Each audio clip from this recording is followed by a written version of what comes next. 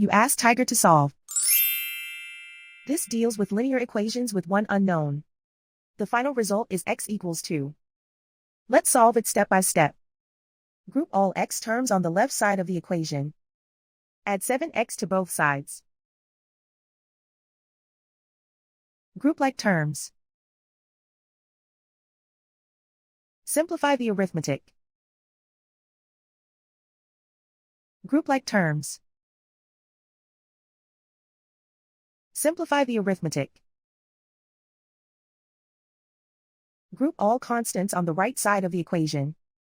Subtract 100 from both sides. Simplify the arithmetic.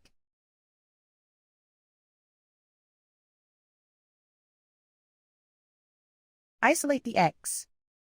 Divide both sides by 3. Simplify the fraction.